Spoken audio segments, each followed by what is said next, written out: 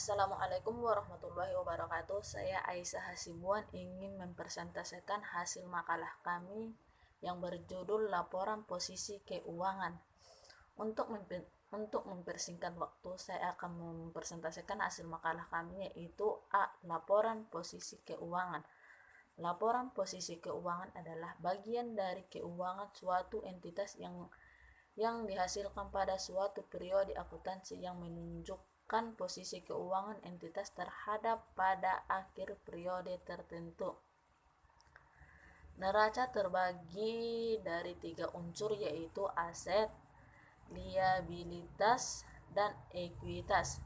Aset atau aktiva adalah suatu sumber ekonomi yang nilai suatu kekayaan oleh sesuatu entitas terhadap yang diharapkan memanfaatkan usaha dari kemudian hari. 2. Liabilitas adalah hutang yang harus dilunasi atau pelayanan yang harus dilakukan pada masa datang dan pihak lainnya.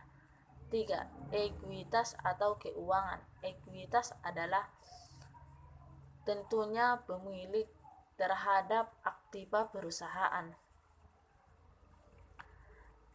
A. Pengertian laporan keuangan atau jenisnya. Laporan keuangan adalah catatan informasi keuangan suatu perusahaan pada periode akuntansi yang dapat digunakan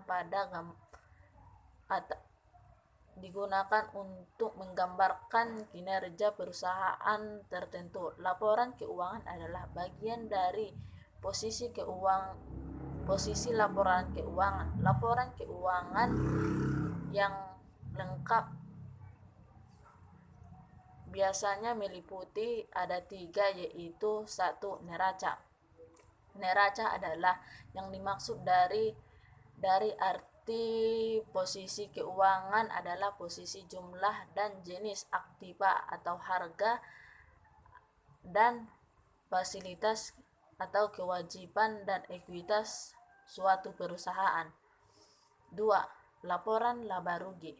Laporan laba rugi yaitu adalah tergambar jumlah pendapatan dan sumber-sumber pendapatan yang diperoleh kemudian, dan juga tergambar jumlah biaya dari jenis-jenis biaya yang dikeluarkan selama periode tertentu. 3. Yaitu laporan perubahan ekuitas. Laporan perubahan ekuitas yaitu menyediakan latar belakang historis dari pola alir dana. Laporan perubahan ekuitas terbagi ada 2, yaitu laporan perubahan modal kerja dan laporan arus kas. Laporan perubahan modal kerja yang menyajikan data-data aktiva lancar dan utang lancar.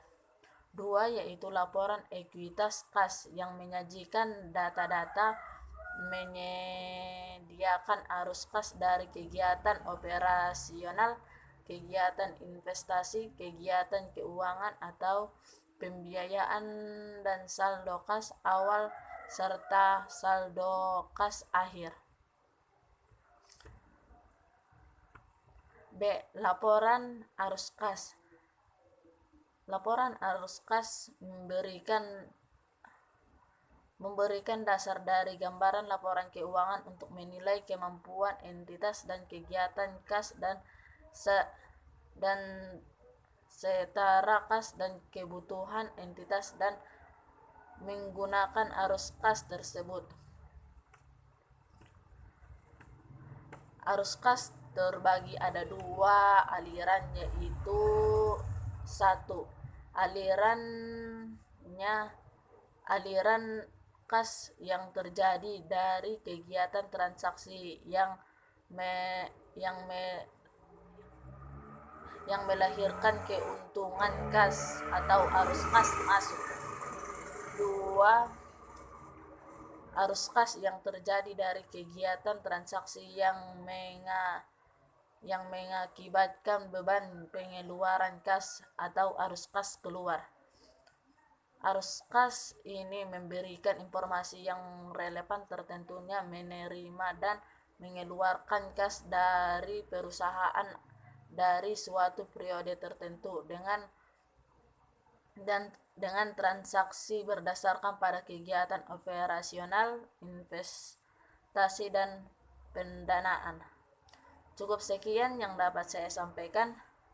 Wabillahi taufiq wal hidayah. Wassalamualaikum warahmatullahi wabarakatuh.